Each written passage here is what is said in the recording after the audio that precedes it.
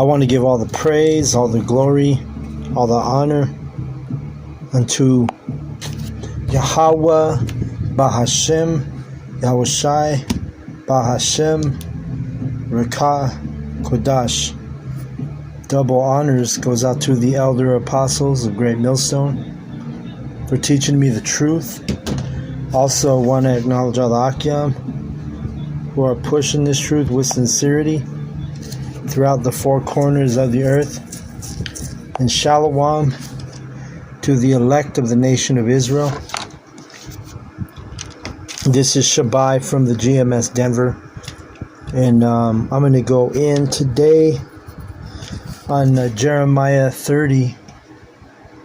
And it goes into deliverance from captivity promised and also restoration of Jacob, okay? As in the 12 tribes, the Israelites. So we'll start at the top. Jeremiah 30:1, it says,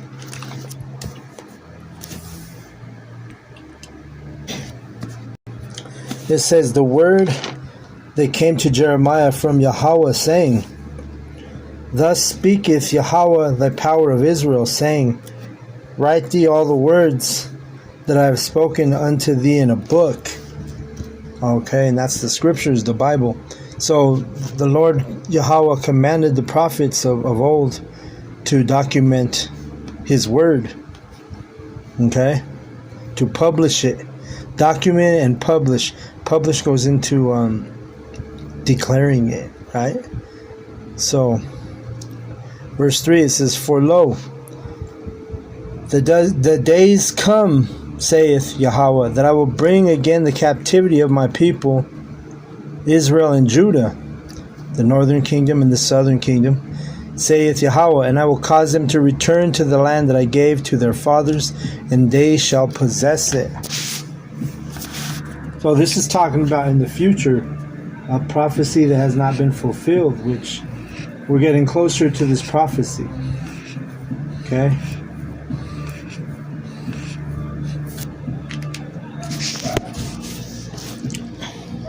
And it's not no 1948 Balfour Declaration. Okay, those aren't the people going back to the land. Okay, you're not going to take Spirit Airlines and travel to the Holy Land, and that's the Lord that performed that. No, that's nothing but a deception. Those people are not the people.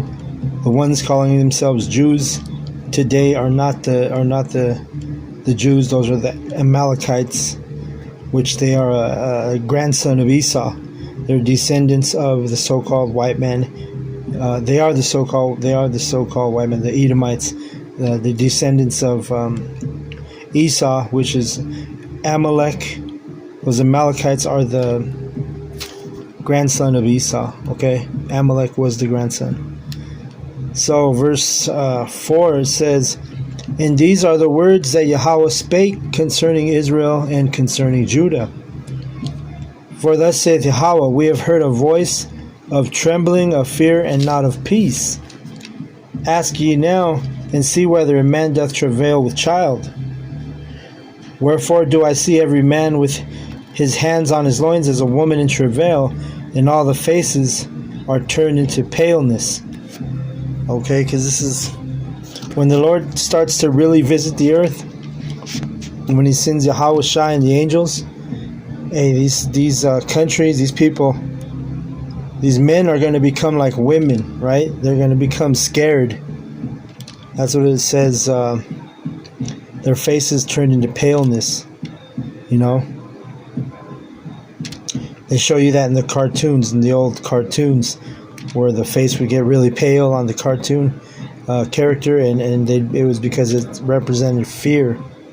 In verse 7, it says, Alas, for that day is great, so that none is like it. It is even the time of Jacob's trouble, but he shall be saved out of it. Okay? So, you look at right now what's happening in Babylon. Right? You have Donald Trump, the cruel Lord. He's sending out ICE agents. And now, you know, look at what's happening in Chicago. He's deploying the military. And the reason is because Jacob's trouble is about to pick up right now, right? Esau Edom, the so-called white man, he's moving quick because he knows he has a short time. That's why it says in Revelation 12:12, therefore rejoice, ye heavens, and ye that dwell in them. Woe to the inhabitants of the inhabitants of the earth and of the sea, for the devil is come down unto you, having great wrath, because he knoweth that he hath but a short time. Okay, so that's Esau Edom. He's the devil manifested in the flesh, right? The spirit of Esau Edom is wickedness, the wicked. So that's why Trump is moving the way he's moving, because he knows he has a short time. He's even today, I noticed, I just was watching a little bit of a brother's video. I think it was one of the brothers in Dallas, but I could be wrong. But he's talking. He did a lesson talking about Trump, how Trump is asking for a national prayer, right? Let me see if I can Google that real quick. As America enters its 250th year, Trump asking for a prayer. Let's see. Yeah, you can look at it. It's just 4 hours ago. Okay, so it says Trump to call Americans to pray for a nation as the 250th birthday approaches, and he says one nation under God. So he's talking about Baal, right? Because these Edomites, that's their God. They don't serve the God of the Bible. They don't serve Yahweh Bashem Yahushai, okay? Let me see if I can play a little clip real quick. And it's only going to be audio because it's my, if I do it on my phone, for some reason the audio stops. As we prepare to celebrate 2.5 centuries of freedom, I am inviting America's great religious communities to pray for our nation and for our people. From the beginning, this has always been a country sustained and strengthened by prayer. So important. If we bring religion back stronger, you're going to see everything get better and better and better. You're going to see it get better and better. So as we chart our course toward the